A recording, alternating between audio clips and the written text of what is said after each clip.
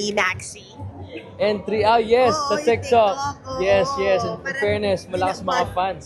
Oo. Malakas mga fans sila, Maxi Babies. Oo. Tawagin nila sa amin, Joe Max eh. Jomax. Yun nga, ano sabi mo sa mga Jomax?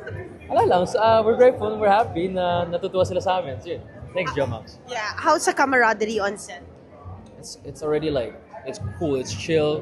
Magtotropa, we're like almost siblings na talaga rin at the same time. At nagkukulitan na kami, we make fun of each other at wala naman napipi ko, which is good. And imagine mo, right now, Spotify is also in Yes. on Vibe. Oh my God. Yes, we are super happy about that finally it happened because we've heard about it before pa.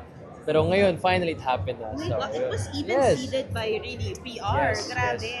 Ayun. And kumbaga movers and shakers in the music scene. Mm-hmm. Yes, We yes. started like, okay, what's Vibe? Vibe Jocks, okay. Yes. And then now, we're seeing the big picture. How do you Yes. feel about doing that for the OPM scene? Super happy about it kasi finally, OPM has a platform to really showcase their talent talaga. At talagang pure OPM lang talaga, which is what we need here in the Philippines. And then now we have it.